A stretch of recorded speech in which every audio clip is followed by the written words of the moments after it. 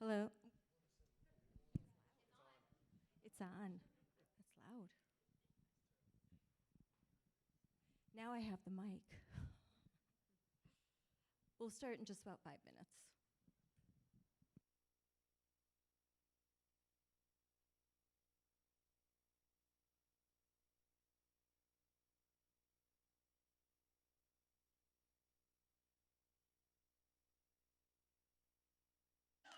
Yes.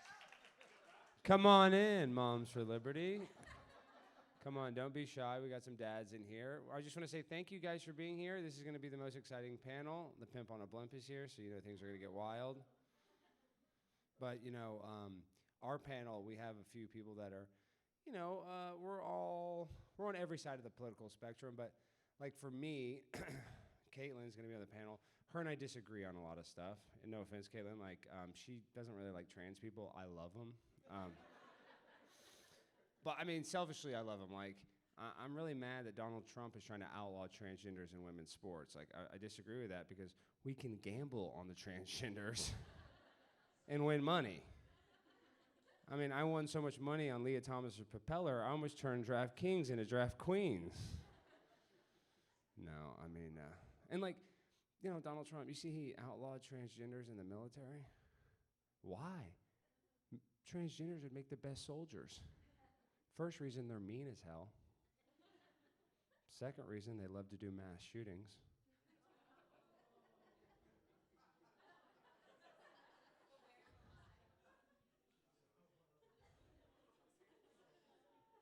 And the third reason, trans people, sadly, have a very high rate of suicide. So maybe we could steal a page from Al-Qaeda's book and we put bombs on them and they become suicide bombers and they can die as heroes. How does that sound? Good? I love that. Thank you. I love that. And you know, a little bit about myself, you guys. I was actually a school teacher before I became the Pimp on a Blimp, and I got fired for teaching critical race theory. That's true. That's true. I'd made two big mistakes. The first mistake is I took the kids on a field trip without getting parental signatures. And the second mistake is the field trip was to a plantation. I was going to have the white kids pick cotton and let the African American ones design a t-shirt with it and, you know, teach them that racism is bad. But I got fired for that, so it radicalized me. And that's why I'm here today, all right? Because I'm done with this. And I'm Tucker Carlson's biological stepson, if you didn't know. Thank you. Thank you. I appreciate that. My dad appreciates that. You know, times were tough when we got fired from Fox, but now we work for Qatar, so things are good. Things are really good, actually. They pay a lot more than Fox, so thank God.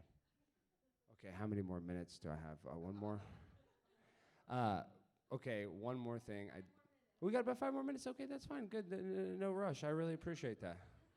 No pressure. Look at this. I'm trying to make one of these hand signals. I don't know. One thing I also do want to say about these events, these conferences, sometimes they can get kind of long and, you know, they can be, you know, hard, but when you get to meet a handsome fellow like me, I know it makes it worth it, right? You know, so please don't be afraid to come up to me.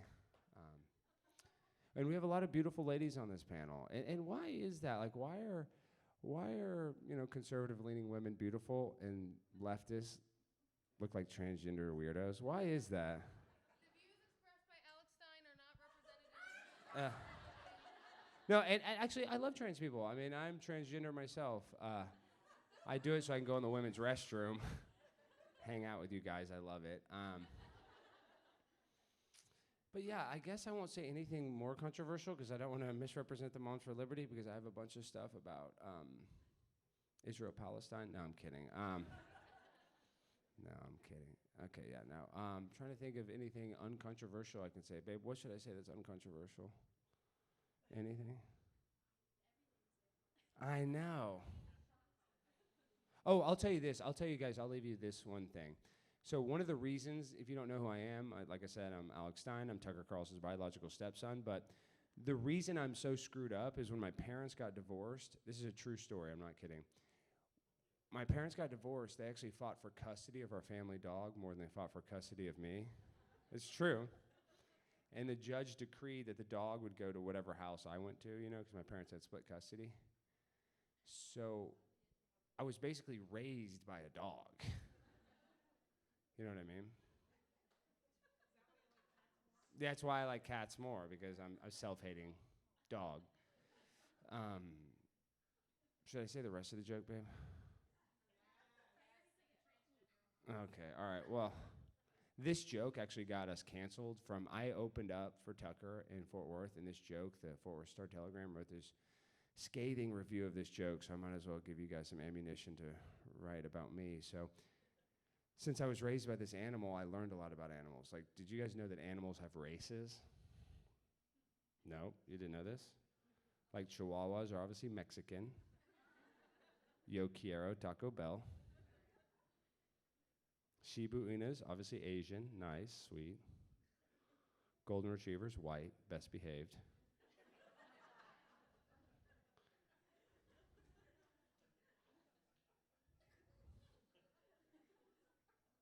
Guess what color pit bulls are?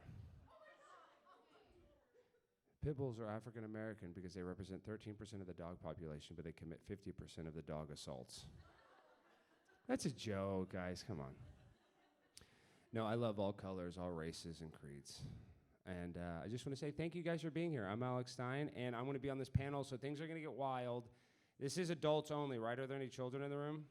Because I'm about to cuss like a sailor. No, I'm kidding. No, we're going to have a great time. Thank you guys for being here, and I'm going to give the microphone to Scarlett. I'm Alex Stein. Thank you guys again.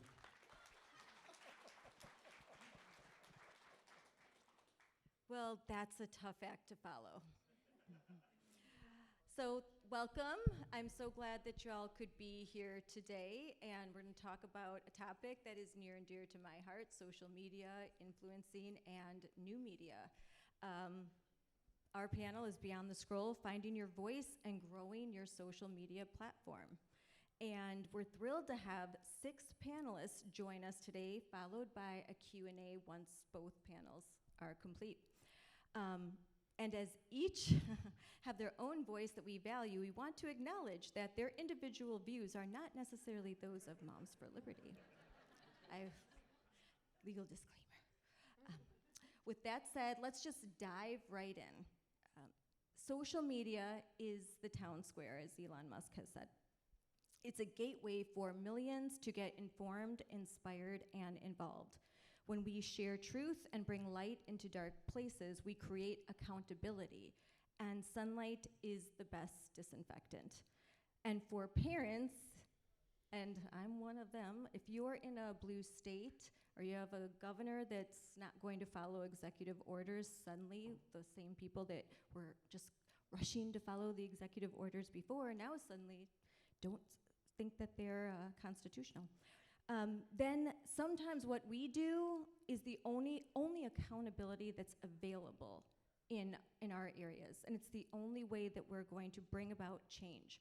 We've got to expose what's happening, and we generate.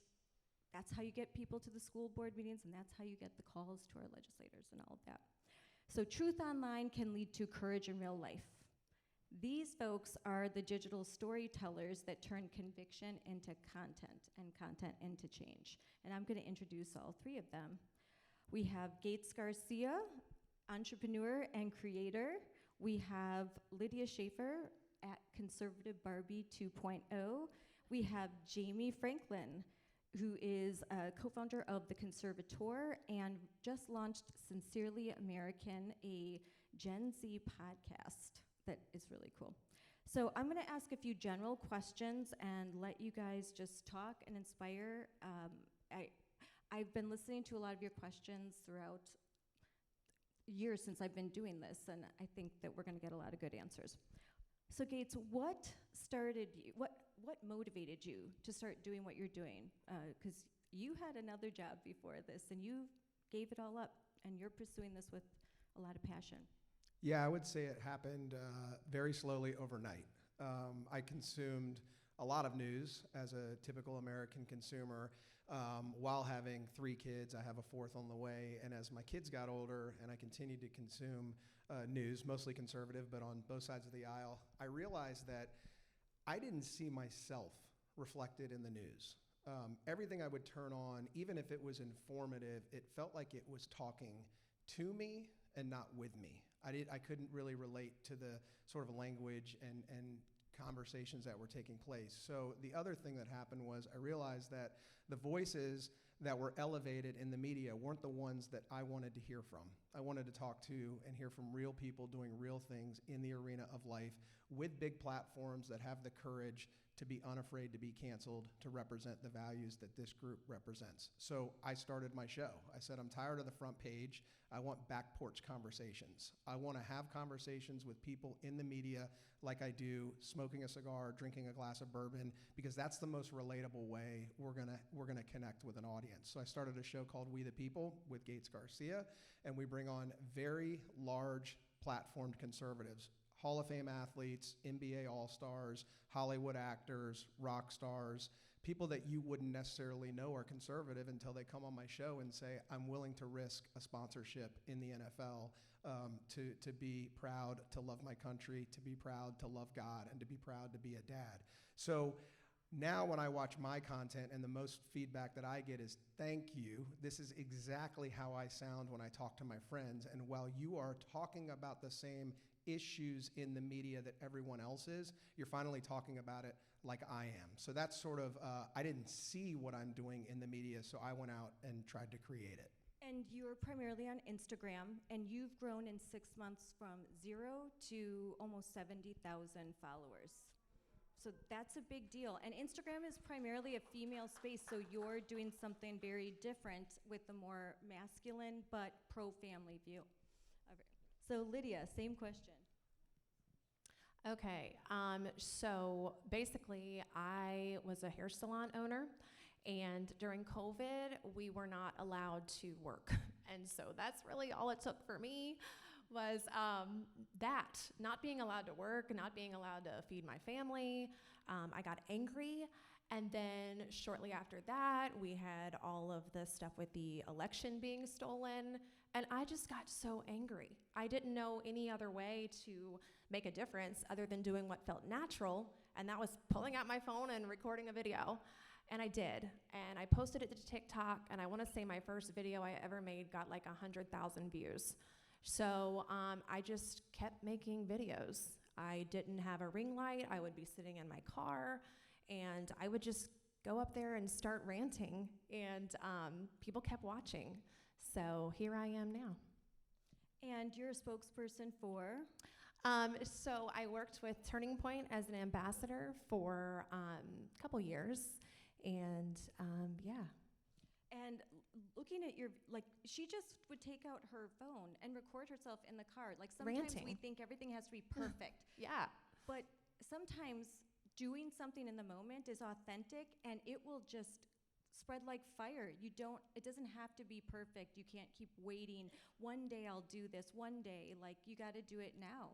Yeah, I do it before I go into the salon every morning. I have like 15 minutes to pump a video out, so that's what I do. All right, Jayme. Hi everyone, my name is Jayme. So like a lot of girls my age, we grew up watching like Devil Wears Prada and all those rom-coms in the 2000s, and I wanted to be a fashion journalist. I moved to New York City and write for Vogue magazine.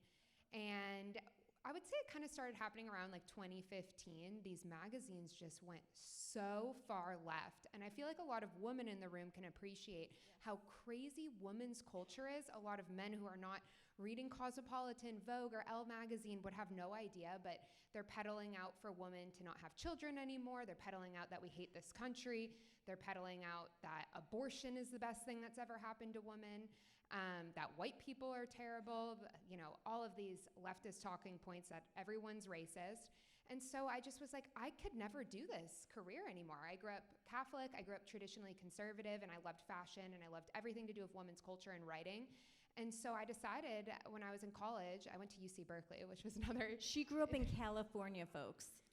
Yeah, so I was at Berkeley from 2016 to 2020, which was insane, that time period. And, I was really inspired by the dating culture in a bad way. I was inspired by the dating culture that I saw on a lot of our college campuses, where I just didn't feel like this was empowerment for women. And so I founded my online publication. It's called The Conservateur, and we cover fashion, beauty, lifestyle, politics, culture, and we're trying to, one, represent conservative women who feel just so alienated by what they see in our media, but also bring over a lot of women who might not be MAGA voters or hardcore conservatives and bring them over to our side, because I think we're explaining how to live a better life that's God-given, embracing your beauty, embracing your femininity, embracing faith, church, family, and love of country, which I believe are just so empowering for young women. And fast forward today, 2 weeks ago, I launched my podcast with my best friend, Cameron. We worked in the first Trump White House together, and it's called Sincerely American, and I think this is just the best format to bring over more and more women. Call Her Daddy is the #1 podcast for women in America right now, and so we're covering very similar topics, but through a conservative lens, and I'm just really excited for this journey, and I think Gen Z is going more and more conservative, especially for men, but we need a lot of work for women right now, and that's really my goal. We need to provide an alternative culture for young people. We just have to. We can't just say, don't watch this, don't look at that. You have to give an alternative, something that's cool. And Jayme, you mentioned a lot of things that's wrong with those magazines, but you neglected to say that the women are ugly and the clothes are nasty and I would never wear them. Yeah. You couldn't possibly wear them. You watch Paris Fashion Week, it's like, ugh, like, who would wear that? And it costs a fortune. I want to look at clothes that I could actually wear, that are pretty. I'm old enough to remember when supermodels were actually like hot and good looking. Now they look like men. I remember when the Victoria's Secret fashion show was canceled. I think it was in 2016, and that was a defining moment for a lot of girls my age. We're like, what? You can't have hot models who are skinny? It literally got canceled because they weren't putting up obese people and trans people. And it's like, no, we want beautiful women. And so I remember that was a big moment for me as well. And Gates, the men are skinny and scrawny and they're feminine. It's like, ew, like where's the Mark Wahlbergs, man? Like. Was there a question there? I'm thick and bald, so I don't know. There's male role models for young men. Where are they? So what I've been really surprised with my show is that it's really connected with a younger audience. I'm 40, and I built it for people sort of entering in and exiting the prime age of their parenting careers. Because, like I said, I didn't see myself represented in the media. I can watch the nightly news, but the nightly news isn't going to break it down and talk about how culture starts at the kitchen table. How do you absorb what you see on Fox News, but then take it into your home and translate that to your kids, get them to church, do all those things that requires. And so I was really speaking to sort of like 30 to 60-year-olds when I set out to do this, but the college audience has been overwhelming that's come to my show. And I've realized that the two biggest things that's brought them there is the talks about faith. Every show that I do, faith, family, and freedom. No matter who I'm talking to, they're going to get at least one question on one of those things. Sometimes one of those goes into a much longer conversation. But we've talked a lot about masculinity because the masculinity movement in this country has really, really, really pissed me off. We have very poor example. We sort of went through two iterations. The left stripped culture of masculinity. They took it away. And that's bad. But then you had these fringe kind of, Ben Shapiro would call it the horseshoe right men that have tried to bring it back, the Andrew Tates of the world, if you're familiar with who these men are. That is toxic masculinity, and I hate the term toxic masculinity, but their toxic masculinity does exist. What we're trying to promote on our show is virtuous masculinity. Toxic, the adverb of the word can never be the antithesis of the word, and the words toxic and the words masculinity are the antithesis of each other. Masculinity is virtuous, but what gets so stripped away in the talks about masculinity, I think the most masculine thing a man can do is treat a woman right, and you never hear about women. every time these men want to represent what true masculinity is, and I'm talking about the ones on the right too, you never hear the word woman. It's all about the man. And the most appropriate thing, like I have an 11-year-old daughter, and the best advice I ever got when she was born was expect her first boyfriend that comes home to be a lot like you. If you're a jerk to your wife, if you're mean to your daughter, don't be angry when her boyfriend is a jerk and mean, because she is learning what a man is supposed to be and how a man is supposed to be modeled in society by her dad. I have a responsibility to represent that to her. And that's through how I treat her mother and treat her. And I just really wish that we had more conversations like that in the masculinity movement. And that conversation has drawn so many people to my platform. Well, Lydia, you know, Charlie Kirk was an example of masculinity that you would want to see. I have a son. That's the kind of masculinity that I want to see emulated in him. And, you know, unfortunately, he's taken from us too soon. But you worked for Turning Point, and Turning Point, very much like Moms for Liberty, we know we have to be involved in this culture. We are deep into the culture wars, and as much as folks want to deny it, we have to fight these battles. What do you have to say to that? Well, I completely agree with you. We have to fight these battles. And I know that's why locally where I live, I used social media. Charlie has inspired me in so many ways, but I used social media to rally my community to come together and go to a school board meeting. And I spoke at this school board meeting a few weeks ago, and I think that our kids need to be more protected. I think that school shootings are really on the rise, and they don't seem to be going anywhere. So I spoke at my school board meeting about getting metal detectors in every school, including elementary schools. Fewer than 2% of elementary schools nationwide have metal detectors, and I mean, Charlie Kirk was shot on a school campus, and so I rallied my community together. We went to the school board meeting, we spoke, and we did it. We've got metal detectors coming to every school in our county. So Charlie's just inspired me. I've gotten with a state senator in Virginia, and she's currently writing a bill to require metal detectors in every school in Virginia, and we will hopefully get that in place along with SROs. So Charlie Kirk has inspired that whole thing for me. Well, that's how you used your platform and your voice to make real change, and that's what we're talking about. Absolutely. Now, Jayme, the baby, 27 years old, she's a mom. She has a 2-year-old little girl. She also worked, she mentioned, for the Trump administration. So what's your message to Gen Z, and especially as you're a young mom, and what are you telling young women that the message that is being sent to them is wait to have babies till you're like 40. Or don't have kids at all. Don't have kids at all. They're a burden. Don't have, like, maybe, you know, have a surrogate like Kardashian or something. I don't know, but that doesn't work out. But what is your message? Yes, so, you know, I always make this joke. I had Vivian, my husband and I are the same age, and we had her at 24. We got married at 23, and I always joke I'm a teen mom in DC because I go to class, and I think the average age for having children now is 33 years old. And I never want to ever say, you know, when you have kids for the right time, you have it for the right time. Not everybody's able to have kids in their early 20s, but there are a lot of people, like you're saying, it's a very encouraged culture now to either not have kids or to wait to have kids later in life. And I say this to all young women who, you know, are deciding about how they want to balance their career, how they want to balance family. I have loved the things that I've done with my career so much. I'm very proud of them, and I'm very lucky for the opportunities I've had, but nothing has come even close to the happiness and fulfillment that I've gotten out of being a mom, and I truly can cry because it's just really impacted my way in such a beautiful way. And, you know, we talk a lot about like the digital age nowadays, and there's a lot of negatives that come with it with social media, and I think it's causing a lot of mental health crises in this country, a lot of isolation. People are losing community out of it. But a really positive thing out of it is I can be a stay-at-home mom. I don't put my daughter in daycare. I'm with her every day. Scarlett knows. We did her podcast, and I was like, okay, I only have 45 minutes until the nap is over. So you can have a career at home now and be able to do amazing things and, you know, work in the hours of being a mom as well. And I love what you said about the masculinity thing, because I think that needs to be a leading force in the conservative movement. We need to go back to biblical values of what it means to be a real man and what it means to be a real woman.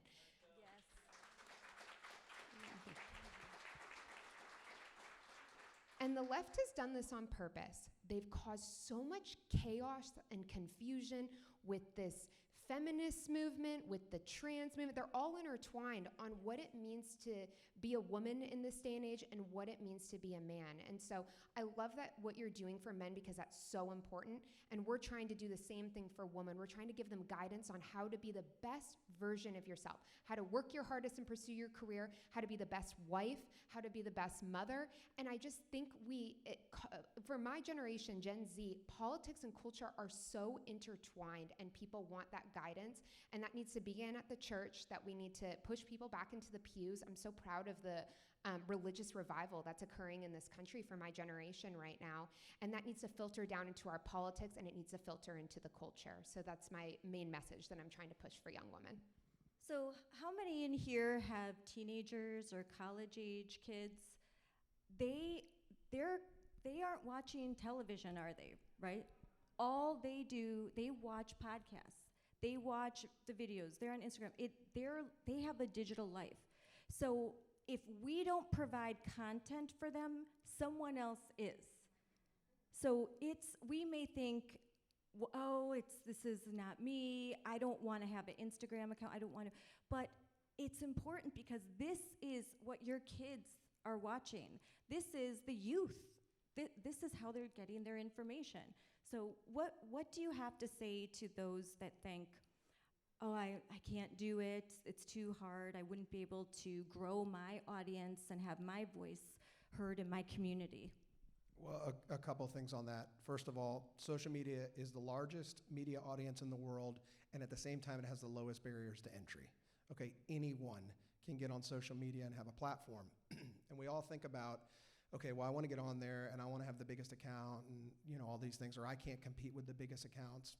You may have 500,000 followers, okay? But what if you had 100 followers and all 100 of those people were the most important 100 people that you need to connect with on the topic that you're communicating? Don't worry about audience size, worry about audience quality and the connection you have with that audience. I mean, what if the 100 people that followed you were the most important policymakers in the country? Well, then who cares if you have 1 million followers? So I would say get on there, start building a brand, and we can talk a lot about how to build a brand and what your brand should be and all that. But everyone needs to get on there, because we have so many kids on social media being fed so much junk. We have a responsibility to overwhelm the algorithm. And the more of us that get on there, the more overwhelming of that algorithm we can be. We know we were the silent majority in this country for a long time. We're now a louder majority, but we've got to be loud in all the right places. And one of the most important places is where our kids are. And even if you think you're banning your kids from phones, their friends have phones, YouTube's everywhere, they have tablets in the classrooms, they can find this stuff. So it's our responsibility to get in there and work harder than the opposition to overwhelm the algorithm with the true, the good, and the beautiful. I look at my Instagram as, when you use like a $100 bill or a $50 bill and they hold it up to the light to see if it's authentic. I want to be what is held up to the light to see if it's authentic. And I think we all have that responsibility to do that for our kids. Great. And Lydia, as we're closing, what is your advice that you give to those that are attending today about social media? Well, I would encourage you all to just get loud, get angry. There's a lot to be angry about, and your voice does matter. We don't need more influencers necessarily. We need more truth tellers. And like I said earlier, you don't need anything fancy. If you have a smartphone and a little bit of courage, that can go a long way. Same, Jayme, what is your advice? I would say be bold and courageous. So when I launched the Conservatoire, I had nothing besides hate. Like, I mean that. I was getting, people were calling me and like, Jayme, I can't be friends with you anymore because everyone hates the Conservatoire and hates everything that you're talking about. And I launched the Conservatoire 2 days before the whole George Floyd thing happened. So as you can imagine, it was a very volatile time to get out there. But then over the a year, I just kept trekking. I kept standing up even though no one was supporting me at the time, besides my family and very few amount amount of friends, and I just started collecting these women from across the country that just loved what I stood for. And now today, I think combined we have like 500,000 followers of just women across the country that just absolutely love what we're standing for, our mission, and the culture and the values that we're putting out. And so I just never let anyone tell you, that you're not allowed to say this or censor you on that. We have the First Amendment in this country, and you have every right to stand up for what you believe in, and you will find people out there who support you, and never let these people cancel you or dictate your life in any way. And we're winning because of brave people that come into this room who are standing up for what they believe in, and we're no longer letting the left dictate the terms in this country any longer. Jayme, I loved your cover article for last month. It was a picture of Riley Gaines, pregnant, laying in a field with her husband. It was beautiful. And that's the imagery, that's the message that we're trying to send, that it's okay to be pretty and care about, your femininity and how you dress as a woman. And having children is awesome. It's the best thing that you'll ever do. And so I really appreciate that you put that message, and I appreciate that all of you are out here. And I hope that you all are inspired to follow all of us, and we'll give you some more information. There'll be QR codes, and to find your own voice and find a way that you can be in the town hall, in the public square, and in your community, be the truth tellers that you need to be to bring change.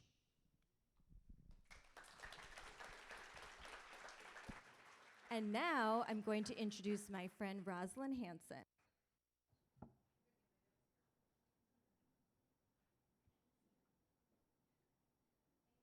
Is this on? Oh, perfect. Thank you to our first panel. And now we'll welcome our second panel, focusing on how to use your voice through humor and provocation. So please help me welcome Angela Belcamino, the bold lib. Did I stutter a little? Belcamino, sorry. Kaitlin, Bennett from the Liberty Hangout, and the man who needs no introduction because he commandeered the microphone, Mr. Stein. My dress got stuck. Thank you. Use humor, right? Always. Own it. Make sure our mics are good. Good? Are we good? All right. Awesome. Okay, so another disclaimer. Everyone has a voice. Everyone has a view. That does not mean that they represent those of Moms for Liberty. Why did you look at me when you said that? So in this second panel, we're hoping to take what the first panel talked about, how to find your voice, how to build your audience, but then really to take it to the next level potentially and niche it, right? Through humor or provocation, which who here has ever been to a school board or been, called a horrible thing by somebody in your community or had to face really hard times? Yeah, not Kaitlin. And so hopefully they can give you some real world advice from their very own experiences so that you can go and do what you need to do to advance freedom in America. So I guess the first question I have for the three of you, and we'll start with you, Kaitlin, is do you use humor or provocation more, do you think, in your craft, and why? Yeah, so I'm Angela. I'm known as the bold lib. I would say for me, it's more humor. I do think that, laughter is therapeutic. And I feel like, obviously there's so much going out there that we're heated and passionate about that's important to talk about. But by using humor, it sort of disarms people a little bit more. It kind of makes it, these serious, tough topics more approachable and relatable. And sometimes also we just need to laugh a little bit. And for me, self-deprecation is also important. I think it can be, there's always, when you put yourself out there online, as many have mentioned, there's gonna be a lot of hate, there's gonna be a lot of backlash, criticism, so you do have to have a thick skin. But being able to sort of own that and make fun of yourself sometimes is really good too. So that's something that has been important for me, is to be able to make fun of my own perceived flaws or mistakes or awkward moments. And what about you, Kaitlin? So I like to use humor, but I like to say that the people that I interact with, and if you guys know anything about what I do, I like to go to protest and interview liberals and just, yes, I really like to let them shine. It's not really me being funny. I let them take the floor, and they're the humor in my videos. And yes, I'll have a little witty comeback, Alex Stein style sometimes. But, I don't like to say that I provoke. I think that they get provoked by my existence. And so me breathing and existing in their space provokes them, and then we laugh. And I think I don't need to be someone in front of a camera that tells you all the nitty-gritty details about this story or whatever. We want to laugh at people who think really ridiculous things and look really ridiculous, and so I like to bring that to you guys.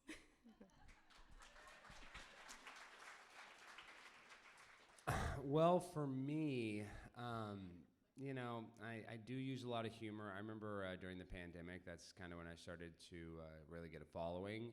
And, I really didn't like wearing a mask. You know what I mean? Like, if a pair of Levi's can't stop a fart, then a mask can't stop a deadly virus. So, like, I was really anti-mask. And so what I did was I would wear, like, 10 masks on the plane. I would have, like, 50 literally, like, 40 masks on my face, and that would go viral. So that was kind of like me being sarcastic, kind of what Angela does. And then, Kaitlin's obviously great at going to these protests, and she's fearless. I actually try to emulate Kaitlin. She's really good at that. But also, I do have to use a little, provocation. I have to provoke people because now we're competing with AI, and luckily AI cannot call AOC a big booty Latina. So I still have to go and call out politicians. And I'll be honest, my content can be polarizing.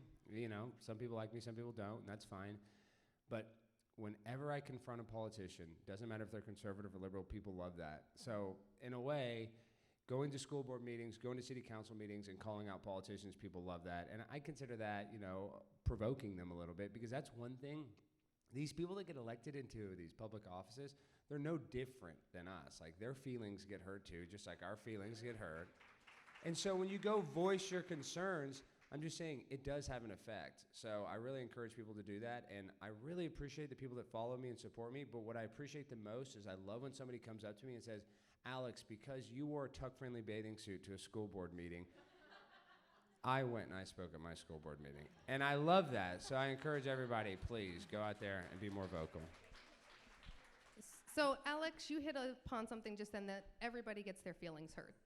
And so everyone in this room, I imagine, I can only speak for myself, but you've probably had a moment where you realized you crossed the line or you went too far, and maybe in a public forum.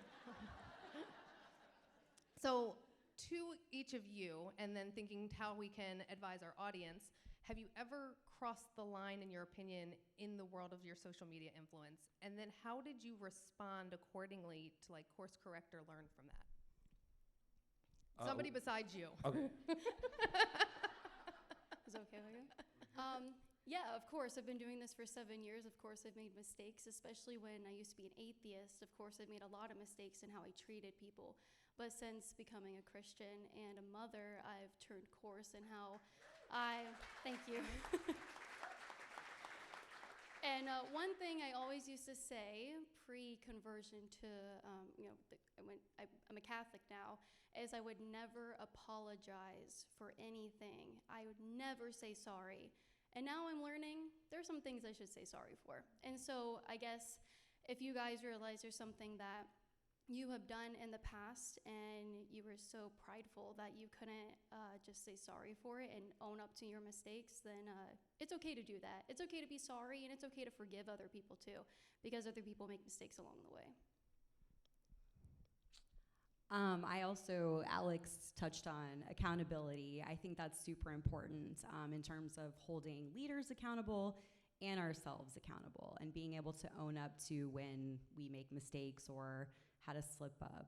I can't think of anything specifically that on social media where I felt like I crossed a line, but I would see it more as a political and personal evolution for myself. I think a lot of times right now, people are trying to figure out what's going on with me because I've been the bold lib, and what I'm seeing bold about that right now is being able to call out things on both sides, including the left, and the radical extreme things going on. And it's been really disappointing for me with the Democratic Party that a lot of people are canceling and unfollowing me simply for speaking up and asking questions and disagreeing about some things. And that's very concerning to me. And I'm really excited to be invited here. At first I was like, was this a mistake? Do they know who I am?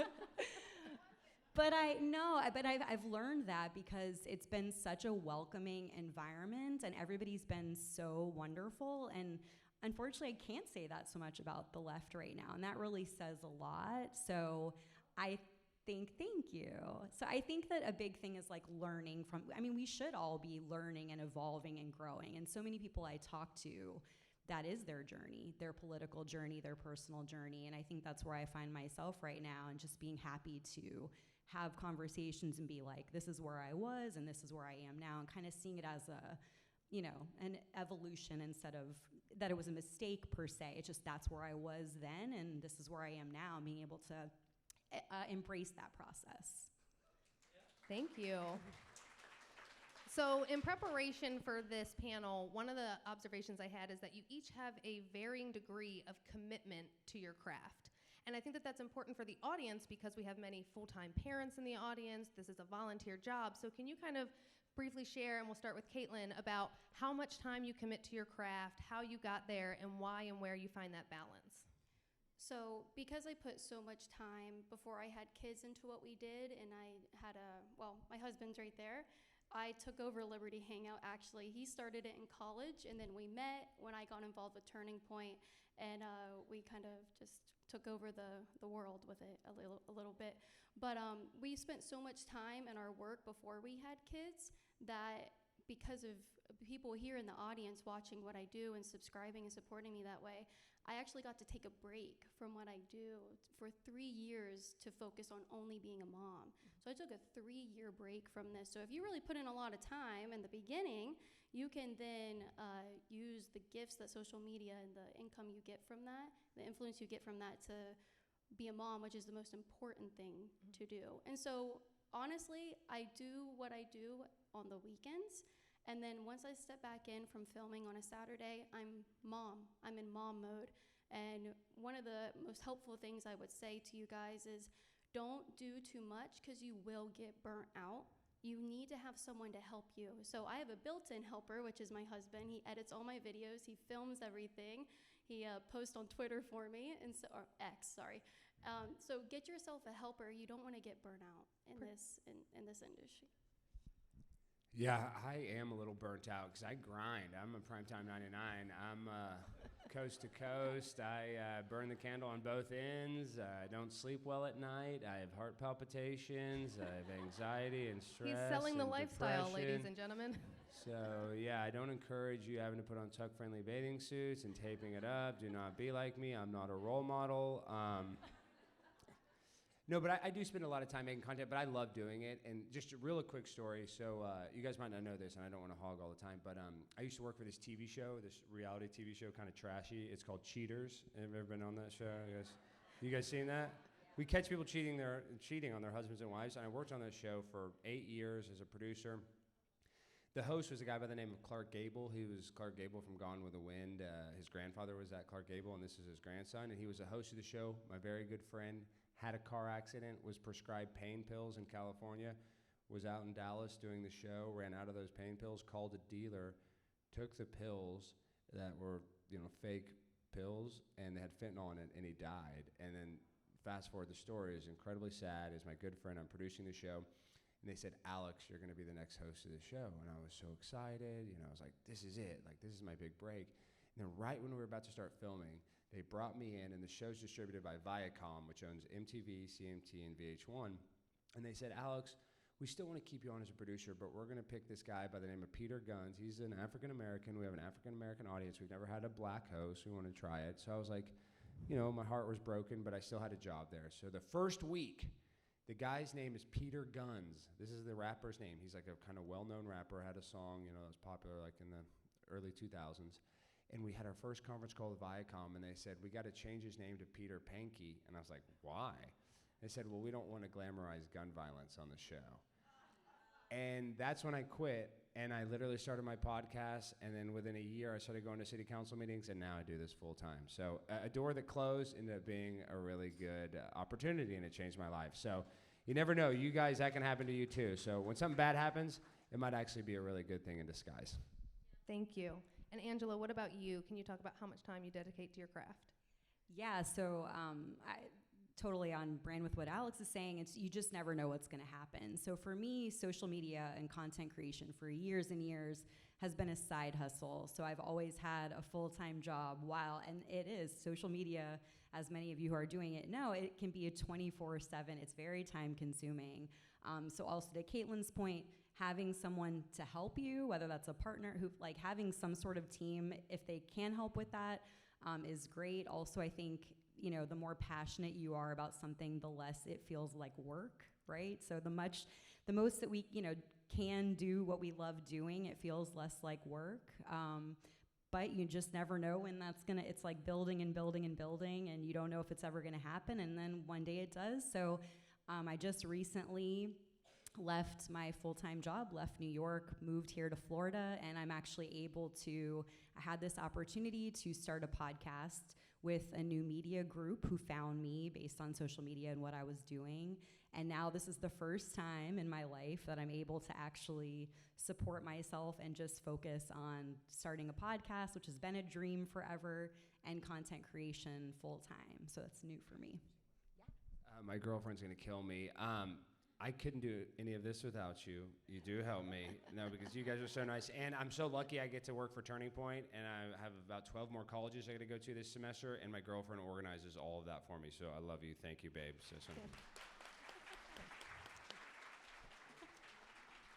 So another question that I think our audience might find value in is the brevity of the art, right? Like we live in a very quick scroll, or it's only a 2 or 3 minute testimony that you can give at school board or that you can give at county council.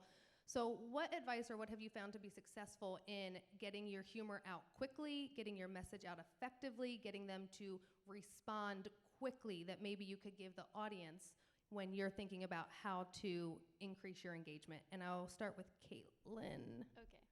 Know your stuff. Know what you're talking about. Before I go out and I engage with protesters, be nice and call them protesters, I study the night before. I look at what they are consuming in the news. I listen to Michael Knowles and Matt Walsh. They're my go-to people to listen to, actually. And I try to figure out what is going on and what they're believing in. I'm also undercover in some of their groups. I guess I shouldn't say that. But I know what they're saying because I'm infiltrated inside of their groups. You got to know what you're talking about. You got to know what they believe in. So not only consume yourself with what people who think like you are saying and you know all the arguments, you got to know how they think and what they feel, because they think with their feelings. And it's nice to come back and just know your stuff. That's really it. And I mean, you know your stuff, and then if you're naturally funny, then it all kind of combines together, like this guy over here. Well, I'm a little different than Kaitlin. I don't study. I have ADHD. But Caitlin's really smart. You guys hear her debates with people, like she crushes them. I have a totally different tactic that started to work for me, and I know Charlie Kirk helped Kaitlin a lot, and Charlie Kirk helped me a lot. So just a quick story. I had a podcast, had some followers. I had this video my first video that went viral, I wore a Zorro mask instead of a regular mask to Target, and I bought a trash can, at the height of the pandemic, and it blew up. Mark Dice shared it. It was heightened security here is actually because Alex is here. Yeah, that is part of the reason. But I'll just tell the story real quick. So this is what changed my life, though, and this is what I kind of encourage you guys if you're like, hey, what do I want to do? How do I want to talk about stuff? So I was talking very serious, and I went to city council meetings when they shut down the government. I was like, this is ridiculous. Why can't we use the public parks? Why is everything shut down? They didn't pay attention. They were like, what? They're looking at their phone.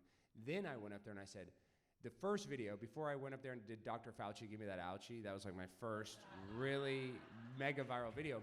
But my first real success that made the light bulb go off It was right after they passed a heartbeat bill in Texas where they outlawed abortion after 8 weeks.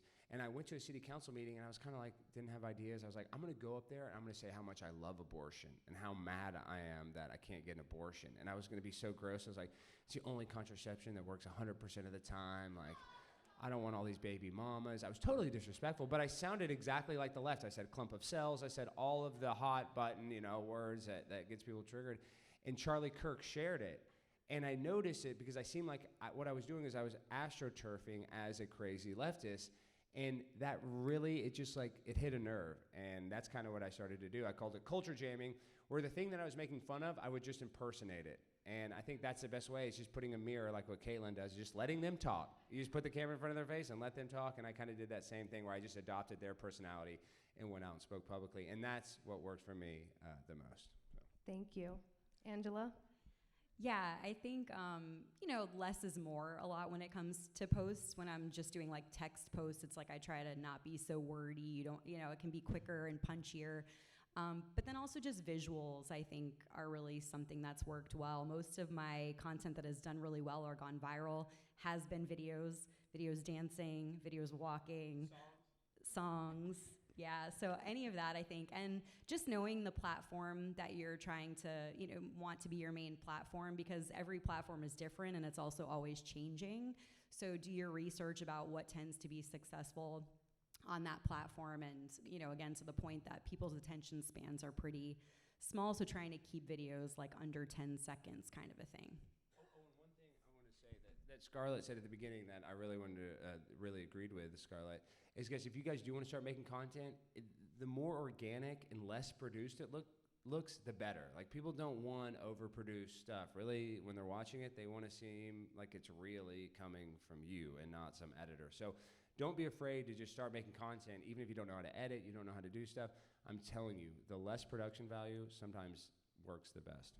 And with that, the original content we'll go to now is Q&A. Oh. Yeah. We're all going to mob you and take selfies and ask questions at the same time. It's going to be a riot. But I think I'm going to hop down and hand the microphone over to people, and then you guys can keep this one up, and then we'll get these other 2 chairs, and our 6 panelists will be up here. Maybe we go single file line to come up here. That might work. I hold the mic. We need no more Alex Stein practices in the ballroom. No, not today. Come on up. Is that enough space for everybody? I know, right? We got everybody? All right. Okay. Come on, don't be shy. Come down, Alright. ask questions. Don't be So shy. I don't know my question, because I think the magazine, you should definitely do an article about this. But it's about the documentary of Gloria Vanderbilt. Gloria Vanderbilt is the mother of Anderson Cooper. I grew up in Puerto Rico. The Condado Vanderbilt, there's a picture of her when she was a baby with her mom. And I bought her jeans right when they came in Costco, when they were there.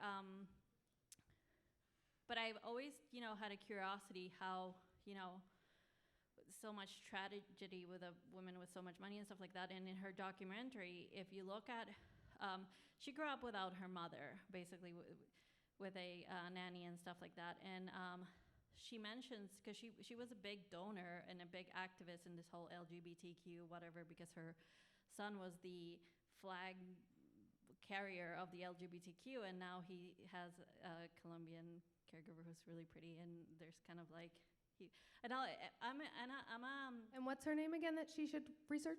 Gloria Vanderbilt. She has a Yeah. documentary, Nothing Left Unsaid. But I just want to add one more this. I'm a millennial, and in my generation is really where this whole LGBTQ thing exploded. Mm-hmm. And I have a lot of friends, girlfriends who. Question? Oh,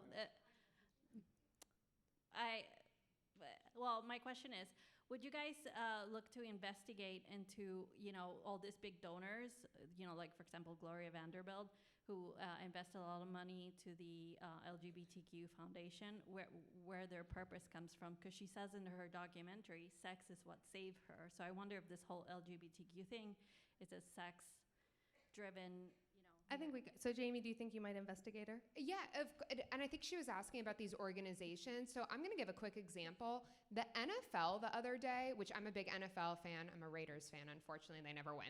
But they partnered with the Trevor Project. And a lot of these LGBT organizations are targeting your kids in school, and you think it's this happy thing empowering people. No, they are in chat rooms sending, grooming type disgusting content to children and pushing them into this gender confusion and dysphoria. So a lot of these organizations, Planned Parenthood, are terrible in this, and it does need to be investigated, and it's infiltrating your schools, and it's a part of your curriculum.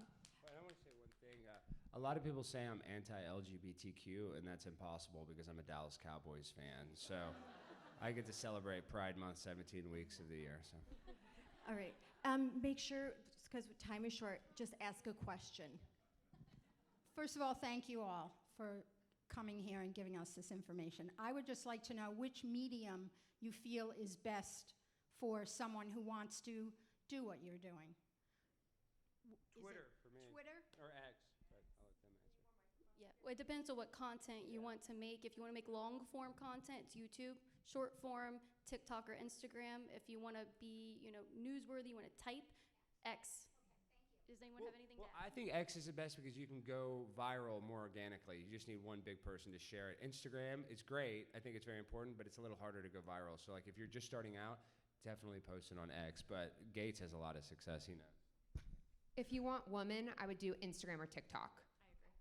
I get the impression that X is more to inform and Instagram's more to entertain.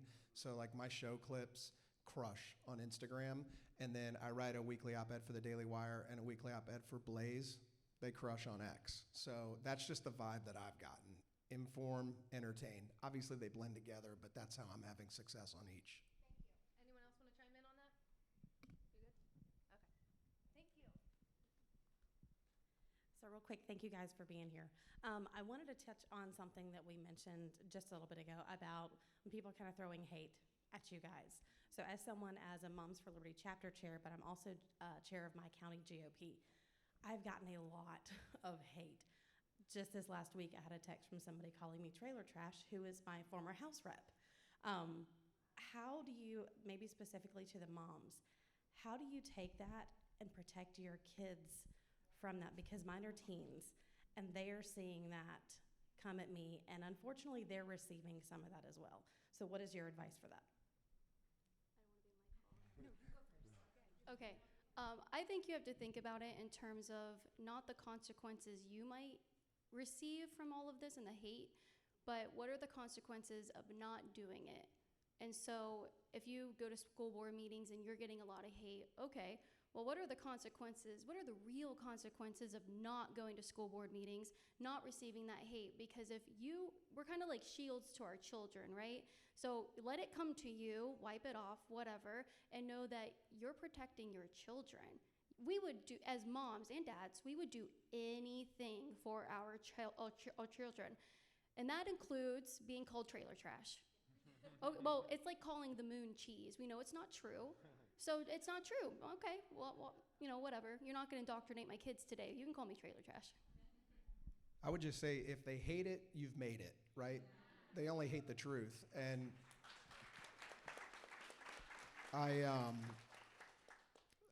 the first time I got hate, it was somebody DMing me saying, I'm going to murder your wife and daughter. I mean, rape your wife and daughter. And first of all, like, I can't even take that seriously, but I was like, I showed it to my wife. I'm like, good news and bad news. Bad news, but I think I made it. We don't put any pictures of I put pictures of family on my Instagram, but I put little emojis over my kids' faces. I don't let anybody see my kids' identity, but I'll just say that a big deal with hate is how you respond to it. You can fuel that fire or you can shine light on it. So just be careful with not getting into too much of the nasty back and forth. The other thing you can do is publicize it. You see a lot of screenshots people now put up of DMs with the person's account, and people go after them. So they're doing it out in the public, make it more public. Gates, that's exactly what I do, actually. I think that you have to expect the hate if you're going to come online as a conservative.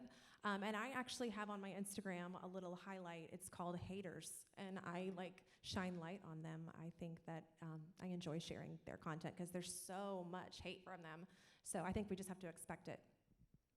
I think actually this is a great example for your kids, that people are throwing hate at you, but you're standing up and you're being brave and you're being courageous, and you show your children every day, I will not let these losers get me down. I'm going to keep fighting, and sticks and stones. I think when you're a strong person and you're a beautiful, strong woman, and keep at it. And I'm so proud of you, and we need more women like you in this country.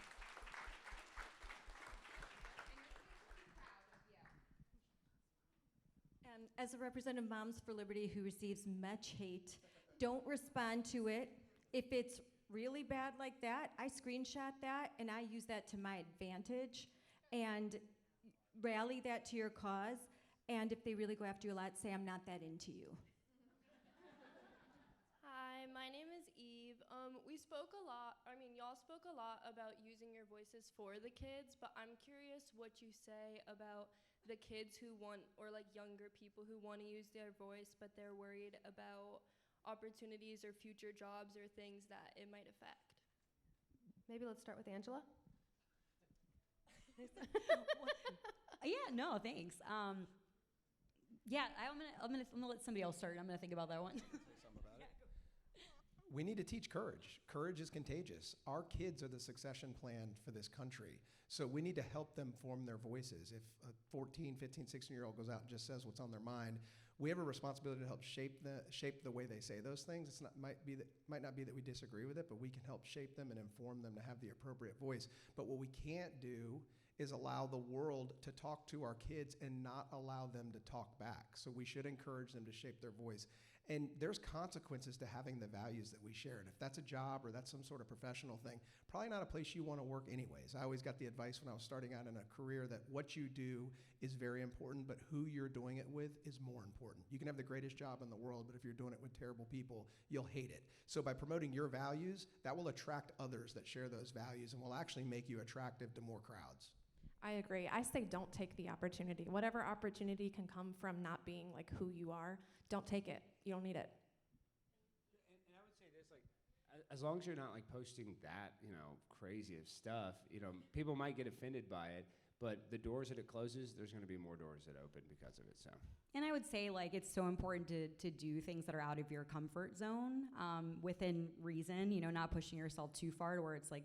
But I think embracing discomfort is so important, and then just relying on like support system and having people to kind of boost your confidence and be there for you if things don't go so well.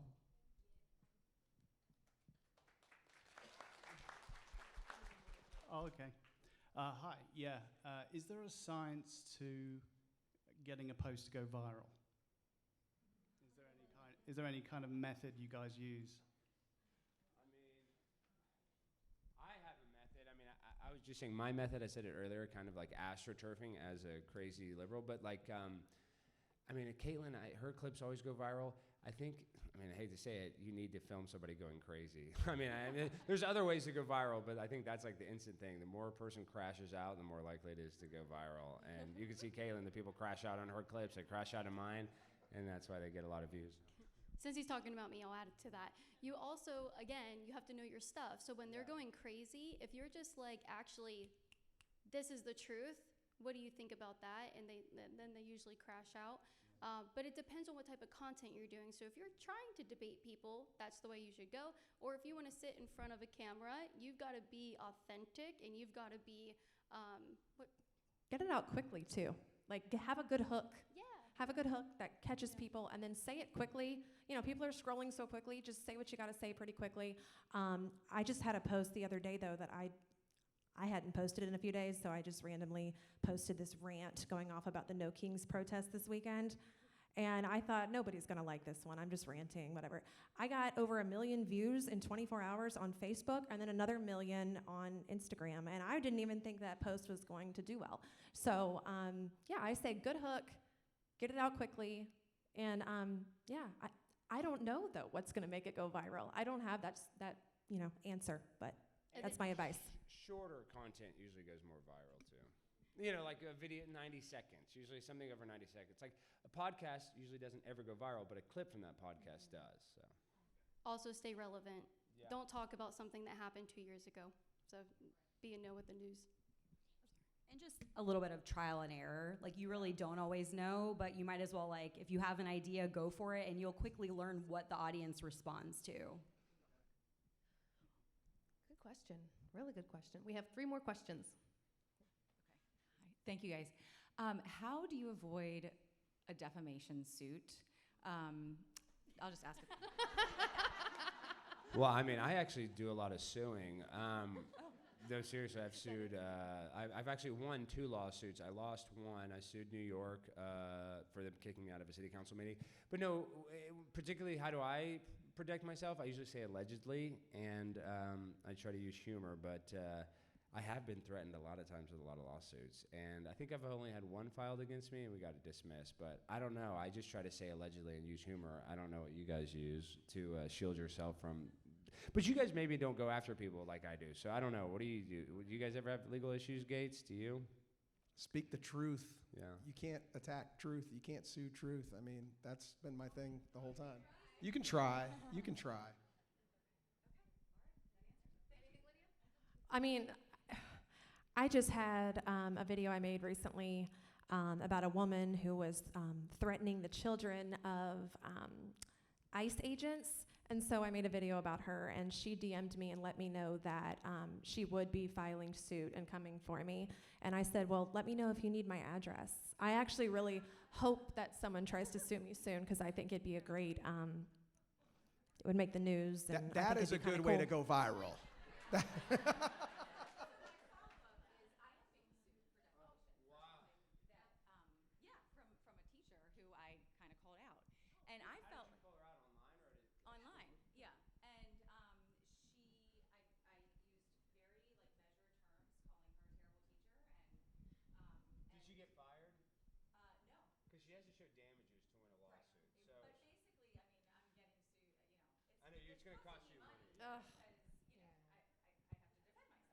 Can you message me, though? I'd love to, like, make a video about that and help you. I mean, I don't...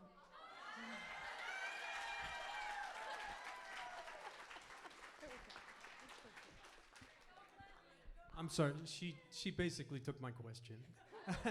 But do you have, I'm an attorney, do you have any attorneys on staff for yourselves, standing in the wings, waiting? You do, yeah.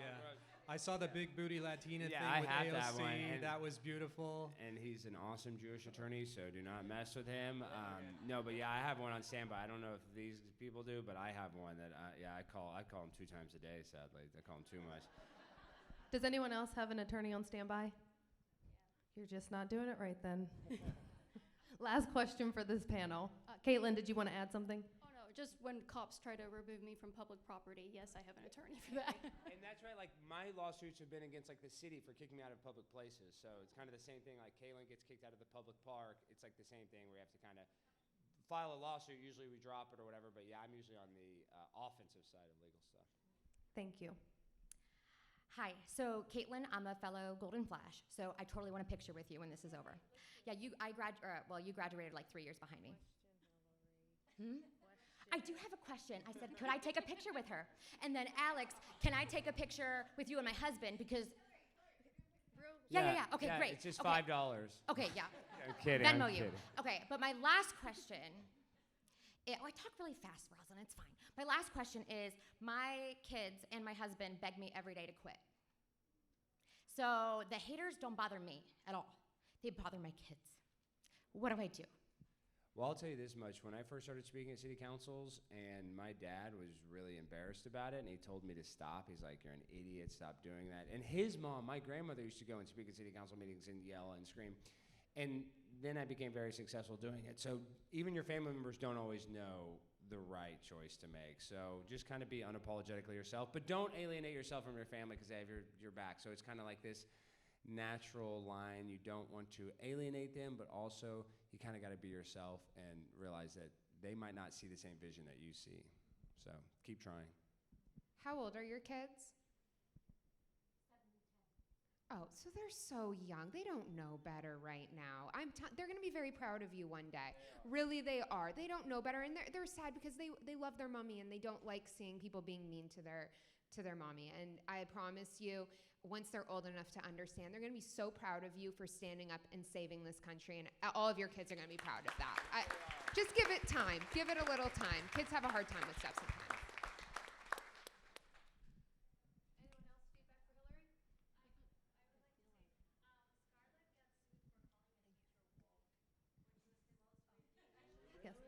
Well, what we're gonna do is, one more thing, there's a bio up here. You can scan the QR code to get their bios, and they're leaving you with some of their tips and tricks, so that way you have a tangible.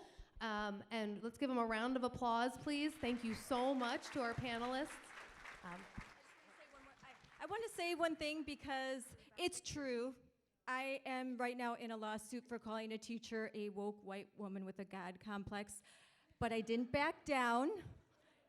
They really went after me, but my family stood behind me, and I have a great attorney, a public defense. No, I mean, Wisconsin Institute for Law and Liberty took my case, and it's in appeals. It's been 3 years, but I refused to quit.